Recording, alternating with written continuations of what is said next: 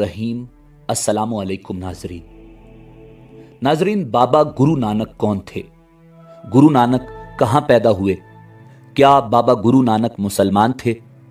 गुरु नानक के क्या अकायद थे? गुरु नानक का इंतकाल कैसे हुआ और इंतकाल के बाद उनकी मैयत क्यों और कैसे गायब हो गई थी? क्या गुरु नानक ने हज किया था? गुरु ग्रंथ किसे कहते हैं और सिख करतारपुर से क्यों मोहब्बत करते हैं? यही हमारी आज की वीडियो का मौजू होगा और आज हम आपको सिखिज्म और बाबा गुरु नानक के हवाले से मुकम्मल मालूमात फराहम करेंगे। नाजरीन, 15वीं सदी में पंजाब में पैदा होने वाला ये मजहब, जिसे सिखिज्म कहते हैं, खुदा की वहदानियत का कायल है और बाबा गुरु नानक की तालीमात पर अमल करता है, जो कि किताब की सूरत में इनके पास मौजूद है, जिसे गुरु ग्रंथ साहिब कहा जाता है। इस मजहब के मानने वालों की कुल तादाद तकरीबन 30 मिलियन से ज्यादा है और ये दुनिया की आबादी का तकरीबन 0.21% हैं। सिख मजहब के पैरोकार पाकिस्तान और भारत समेत दुनिया भर में पाए जाते हैं। नाजरीन, सिख मजहब की बुनियाद बाबा गुरु नानक ने रखी थी। बाबा गुरु नानक पंजाब में तलोंडी नामी गांव, जिसे अब ननकाना साहिब कहा जाता है, में साल 1469 को पैदा हुए। आपके वालिद मेहता कालू पटवारी थे और वालिदा तरतिपा दोनों ही हिंदू थे। नाजरीन, बाबा गुरु नानक की पैदाइश पर खानदान के पुरोहित हरदयाल ने जब उनका चेहरा देखा तो उसने हाथ जोड़कर बाबा गुरु नानक को नमस्कार किया और नानक की जन्मपुत्री देखकर कहा कि हिंदू और मुसलमान दोनों ही इसकी तारीफ के गीत गाएंगे। गुरु नानक ने जब होश संभाला तो उन्हें एक हिंदू उस्ताद के पास हिसाब और मुसलमान उस्ताद के पास अरबी और फारसी पढ़ने के लिए भेजा गया, मगर उनका ध्यान पढ़ाई की तरफ कम ही था। उन्होंने करीबी जंगल में जाकर साधुओं और महात्माओं की सोहबत इख्तियार की। नाज़रीन, कहा जाता है कि नानक हक के मुतलाशी थे, मगर उनके घर वाले उन्हें उमूमी काम काज में मशगूल रखना चाहते थे। इसके लिए कभी उन्हें भैंसें चरवाने को भेजा गया तो कभी कारोबार करने पर मजबूर किया गया और आखिर कहा गया कि और कुछ नहीं तो खेती बाड़ी का काम ही कर लो। जिस पर नानक ने कहा कि मैं तन के खेत में दिल को हल चलाने वाला बनाकर नेक काम काश्त करना चाहता हूं और जब फसल उगेगी तो मेरा खानदान ही क्या, तमाम दुनिया खुशहाल हो जाएगी। नाजरीन, जब नानक के अतवार से उनके घर वाले मुतमईन न हुए तो आखिरकार उन्होंने बाबा गुरु नानक की शादी कर दी कि शायद इसी तरह वो दुनियादारी की तरफ माइल हो जाएं। नाजरीन, कहते हैं कि नानक जी का दिल जब कहीं न लगा तो घर वालों ने उन्हें सुल्तानपुर के नवाब दौलत खान के गोदाम में रसद का हिसाब किताब रखने पर नौकरी दिलवा दी। जब वो रसद तोलते हुए 13 की गिनती तक पहुंचते तो 13 में 13 का नारा लगाते हुए दम बखुद हो जाया करते। नानक दिल खोलकर गोदाम का माल गरीबों में बांटने लगे। जब नवाब साहिब से शिकायत की गई कि नानक आपका माल लुटा रहे हैं तो उन्होंने गोदाम का हिसाब किताब दोबारा लगवाया, मगर तमाम अजनास पूरी निकली।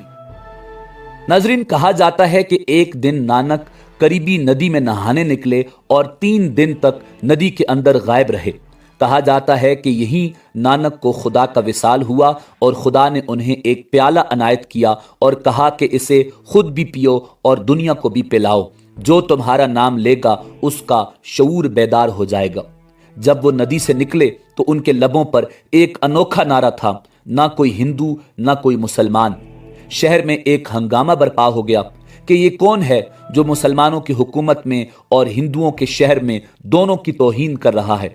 काजी ने उनको तलब किया और पूछा कि नानक, तुम कहते हो कि यहाँ ना कोई हिंदू दिखाई देता है ना मुसलमान, तो फिर तुम कौन हो? नानक ने जवाब दिया कि मैं अपने आप को हिंदू कहता हूं तो वो मुझे मार देंगे, मगर मैं मुसलमान भी नहीं हूं। मैं 5 अनासिर का बना हुआ पुतला हूं और मेरा नाम नानक है। काजी ने कहा, हो सकता है कि हिंदू अपने मजहब को छोड़ चुके हों, मगर हम तो 5 नमाजें अदा करते हैं और वो भी खुदा के हुजूर खड़े होकर। तो क्या तुम नहीं जानते कि इनमें क्या राज पोशीदा है और हम इसके सिले में खुदा की राह में बख्शे जाएंगे? जिस पर नानक ने जवाब दिया कि मैं भी दिन में 5 वक्त की नमाज अदा करता हूँ, एक सच की, दूसरी हक हलाल की कमाई की, तीसरी खुदा के फजलो करम की, चौथी नीयत और ईमानदारी की और पांचवी खुदा की हकीकी याद की। इनसे अजीम तर कोई नमाज नहीं हो सकती। काजी ने कहा कि मेरे साथ नमाज पढ़ कर देखो, तुम्हें खुद ही फर्क मालूम हो जाएगा। नानक ने कहा मुझे मंजूर है। जब काजी नमाज के लिए खड़े हुए तो नानक एक तरफ होकर मुस्कुराने लगे। जब नमाज खत्म हुई तो काजी ने नवाब सुल्तानपुर से शिकायत कर दी कि जब हम नमाज अदा कर रहे थे तो नानक हम पर हंस रहा था। नानक ने जवाब दिया कि नवाब साहिब, जब काजी साहिब नमाज अदा कर रहे थे तो उनका ध्यान अपनी घोड़ी की तरफ था जिसके हां नया बच्चा हुआ है।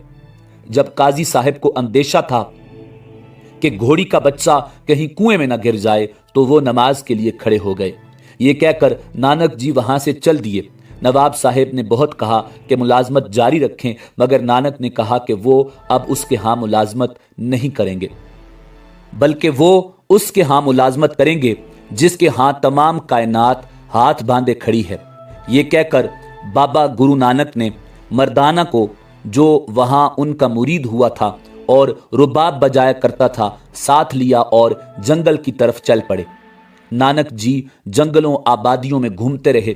उनका नाम अब गुरु के नाम से मशहूर हो चुका था। जब वो हिंदुओं के मरकज हरिद्वार पहुंचे तो वहां गंगा में हिंदू नहा रहे थे और पानी मशरिक की तरफ उछालते थे। जब नानक जी ने इसकी वजह पूछी तो बताया गया कि ये पानी मरने वाले बुजुर्गों को दिया जा रहा है ताकि उनकी जिंदगी आसूदा और ठंडी रहे। ये सुनकर नानक जी ने पानी मगरिब की तरफ उछालना शुरू कर दिया। लोग हंसे कि क्या कभी किसी ने मगरिब की तरफ भी पानी उछाला है? तो नानक जी ने जवाब दिया कि मेरे खेत यहाँ से मगरिब की तरफ हैं और पंजाब में हैं, मैं उनको यहाँ से पानी दे रहा हूँ। लोग कहने लगे, इतनी दूर से दिया हुआ पानी आपके खेतों को कैसे सरसब्ज करेगा? जिस पर गुरु नानक ने कहा, अगर आपका दिया हुआ पानी दूसरी दुनिया में पहुंच सकता है तो क्या मेरा पानी इस दुनिया में मेरे खेतों को सरसब्ज नहीं कर सकता? दरअसल बाबा गुरु नानक ने उनके अकीदे की नफी की थी। नाजरीन, कहते हैं कि मुगल शहनशाह ज़हीरुद्दीन मोहम्मद बाबर जब हिंदुस्तान पर हमलावर हुआ और उसने पंजाब को तहतीक किया तो ऐमनाबाद में जो जंगी कैदी बनाए गए उनमें बाबा गुरु नानक और मर्दाना भी थे। गुरु नानक को चक्की पीसने पर लगा दिया गया। बाबा जी बुलंद आवाज में कलिमात हक कहते और खुशी से अपना काम करते। जब ये खबर बाबर को मिली कि एक फकीर खुशी से चक्की चला रहा है और कलिमात हक कह रहा है और एहसान मंदी के साथ घूमता है, तो बाबर ने कहा कि मैं ऐसे फकीर का दीदार करना चाहता हूं। जब बाबा गुरु नानक को पेश किया गया तो बाबर ने कहा, मैंने बेखबरी में अल्लाह के वली को दुख पहुंचाया है, मैं इसकी माफ़ी मांगता हूं। मैंने लोधी खानदान के मजालिम से लोगों को निजात दिलाने के लिए हिंदुस्तान पर हमला किया। गुरु नानक ने जवाब दिया, अगर आपने भी रियाया पर जुल्म किया तो आपका भी यही अंजाम होगा। जिस पर बाबर ने कहा, मैं वादा करता हूं कि मैं मासूमों को कभी नहीं सताऊंगा। बाबा गुरु नानक ने कहा, खुदा तुम्हारा रास्ता रोशन और मुनव्वर करे। ये कहकर वहां से चल दिए। गुरु नानक ने मक्का, मदीना और बगदाद का सफर भी किया और बाज रिवायात के मुताबिक बाबा गुरु नानक ने हज बैतुल्लाह भी किया था। नाजरीन, एक बात यह भी किताबों में लिखी हुई है, अल्लाह रब्बुल इज्जत जानता है कि यह सच है या झूठ। कहा जाता है कि जब वो थके मांदे रात को मक्का मुकरमा पहुंचे तो रात को सोते वक्त उन्होंने अपने पांव खाना काबा की तरफ फैला दिए। वहां एक मौलवी ने उनको ठोकर मारकर जगाया और कहा, ए काफिर, तू हज करने आया है और तुझे इतना भी नहीं पता कि तूने खाना खुदा की तरफ टांगे फैला रखी हैं। गुरु जी ने बड़े सुकून से जवाब दिया कि हुजूर, जिस तरफ खाना खुदा न हो मेरी टांगे उस तरफ कर दीजिए। मौलवी जिस तरफ गुरु नानक की टांगे घुमाता उसी तरफ उसे खुदा का जलवा नजर आता, जिस पर वो चिल्लाने लगा कि अल्लाह अल्लाह, हिंदुस्तान से कोई खुदा रसीदा बुजुर्ग आया है जो लोगों को खुदा का दीदार करा देता है। नाजरीन, बाबा गुरु नानक ने जब तबलीग का सफर खत्म किया तो उन्होंने अपने आखिरी साल करतारपुर में गुजारे। यहाँ हजारों लोग उनका दीदार करने आते। गुरु नानक ने कई आजमाइशें लेने के बाद अपनी गद्दी बाई लहना को सौंप दी। उसके बाद उन्होंने अपने खानदान और खादिमों को जमा किया और खुदा की हम्द व सना बयान की। फिर तमाम मजमे ने ऐसा ही किया। इतने में बाबा गुरु नानक مراقبے میں چلے گئے اور اسی حالت میں ان کا انتقال ہوا، جس کے بعد ان کے ہندو اور مسلمان مریدوں میں جھگڑا ہو گیا۔ مسلمان مرید کہتے تھے کہ ہم ان کو دفنائیں گے، ہندو کہتے کہ وہ اپنی رسم کے مطابق ان کا سنسکار کریں گے۔ آخر میں دونوں اس بات پر متفق ہو گئے کہ دونوں اپنے اپنے پھول ان کے جسم پر رکھ دیں، صبح جس فریق کے پھول نہ مرجائیں وہی ان کے جسم کا وارث ہوگا۔ صبح ہوئی تو دونوں فریقین کے پھول تازہ تھے اور مہک رہے تھے، مگر جب چادر ہٹائی گئی تو بابا گرو نانک کا جسم غائب تھا۔ ناظرین، آپ کو آخر میں بتایا جائے گا کہ بابا گرو نانک کا جسم کیسے غائب ہوا۔ ناظرین، گرو نانک کی تعلیمات سکھوں کی متبرک کتاب گرو گرنتھ میں موجود ہیں۔ یہاں پر ان کی 974 منظوم نظمیں موجود ہیں۔ ناظرین، بعض مورخین نے لکھا ہے کہ بابا گرو نانک در حقیقت اللہ کے کوئی ولی تھے جو مسلمان تھے، اور دنیا کے باقی کذابوں کی طرح بابا گرو نانک نے نہ تو نبوت کا جھوٹا دعویٰ کیا اور نہ ہی ولایت کا، بلکہ وہ فقیر خدا مست اور مجذوب تھے۔ ناظرین، یہ حقیقت ہے کہ بابا گرو نانک ہندو خاندان میں پیدا ہوئے تھے، مگر ان کی ساری عمر ہندوؤں کے تہذیب و تمدن اور رسم و رواج کے خلاف گزری۔ گرو نانک کو تعلیم دلوانے کا انتظام خود ان کے والد نے کیا اور انہیں ایک مسلمان معلم سید حسن کے ہاں بٹھایا۔ سید حسن کو قطب الدین اور رکن الدین کے نام سے بھی پکارا جاتا ہے۔ سید حسن نے نانک کو ہونہار دیکھ کر ان کی تعلیم و تربیت میں کوئی کسر نہ چھوڑی۔ چنانچہ بچپن ہی سے گرو نانک اسلامی عقائد سے واقف ہو گئے، صوفیاء کرام کا کلام پڑھنے لگے اور اس کا پنجابی میں ترجمہ کرنے لگے، اور بابا گرو نانک نے ہمارے پیارے آقا احمد مجتبیٰ جناب محمد مصطفیٰ صلی اللہ علیہ وآلہ وسلم کی شان میں اشعار بھی لکھے، اور ان کا اہتمام کے ساتھ مکہ مکرمہ جانا بھی اس بات کی دلیل ہے کہ وہ اسلام سے متاثر تھے، مگر چونکہ وہ زمانے سے الگ فکر کے مالک تھے جن کو اس وقت کوئی نہ سمجھ سکا۔ ناظرین، آغاز میں بابا گرو نانک نواب دولت خان کے ہاں مال زکوٰۃ کے منشی مقرر ہوئے تھے۔ 30 سال کی عمر میں نہ صرف ملازمت چھوڑ دی تھی بلکہ گھر بار کو بھی خیرآباد کہہ دیا اور سیر و سیاحت شروع کر دی۔ ہندوستان، لنکا، ایران اور عرب کے سفر کیے اور 40 سال تک ان ملکوں میں مقدس مقامات کی زیارت بھی کی۔ حضرت بو علی قلندر پانی پتی علیہ رحمہ کے پاس ایک مدت تک رہے۔ ملتان کے مشہور بزرگ حضرت بہاؤ الدین زکریا ملتانی علیہ رحمہ کے مزار پر حاضری دی۔ حضرت غوث العظم سیدنا شیخ عبد القادر جیلانی علیہ رحمہ اور حضرت مراد علیہ رحمہ کے مزارات پر چلہ کش ہوئے۔ شہر کے باہر جنوب مغرب میں ایک قبرستان سے ملحقہ چار دیواری میں آج بھی آپ کا چلہ مرجع خلائق ہے۔ اجمیر شریف میں حضرت خواجہ معین الدین چشتی علیہ رحمہ کے مزار پر 40 دن چلہ کیا۔ بمقام سرسا حضرت شاہ عبد الشکور علیہ رحمہ کی خانقاہ پر 40 دن ٹھہرے۔ اس خلوت خانہ کا نام آج بھی چلہ بابا نانک ہے۔ حسن ابدال ضلع اٹک کی پہاڑی پر حضرت بابا ولی کندہاری علیہ رحمہ کی بیٹھک پر حاضر ہوئے اور ٹھہرے۔ پاک پتن شریف میں حضرت شیخ فرید الدین گنج شکر علیہ رحمہ کے مزار پر خلوت نشیں ہوئے۔ حضرت ابراہیم فرید چشتی علیہ رحمہ جو حضرت بابا فرید الدین گنج شکر علیہ رحمہ کی 12ویں پشت سے تھے، کی تعلیم سے از حد متاثر تھے۔ گرو نانک کے کلام کے مجموعہ کا نام گرنتھ صاحب ہے، جو حضرت ابراہیم فرید چشتی علیہ رحمہ کی شاعری سے لبریز ہے۔ بعض کا خیال ہے کہ یہ بھی حضرت بابا فرید الدین گنج شکر علیہ رحمہ کا کلام ہے، جس کے ہر شعر کے آخر میں فرید تخلص آیا ہے۔ گرو نانک کا ورد ہمیشہ ہو رہا۔ آپ پر ایک ایسا وقت بھی آیا کہ آپ عالم استغراق میں چلے گئے، جس کی وجہ سے نماز روزے کی پابندی نہ کر سکے اور نہ ہی آپ کو حجامت بنوانے کا ہوش رہا۔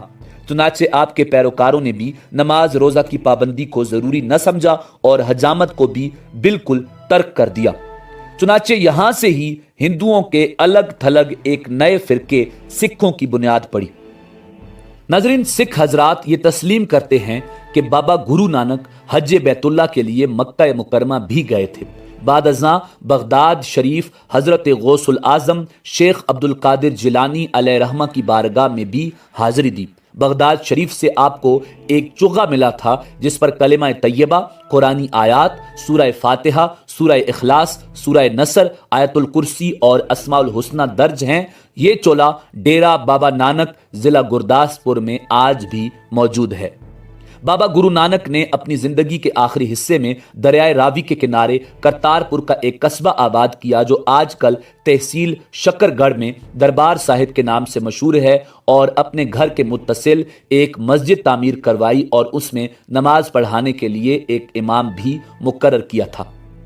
ناظرین، بابا گرو نانک اسلامی عبادات، نماز، روزہ، زکوٰۃ، حج اور کلمہ طیبہ و اذان کی حقانیت اور اہمیت سے بخوبی آگاہ تھے۔ اللہ رب العزت کی وحدانیت اور پیغمبر اسلام نبی آخر الزماں حضرت محمد صلی اللہ علیہ وآلہ وسلم کی رسالت پر کامل اعتقاد رکھتے تھے۔ مصور پاکستان ڈاکٹر محمد علامہ اقبال نے گرو نانک کے پیغام توحید کی کیفیت کو یوں واضح کیا ہے: پھر اٹھی آخر صدا توحید کی پنجاب سے، ہند کو ایک مرد کامل نے جگایا خواب سے۔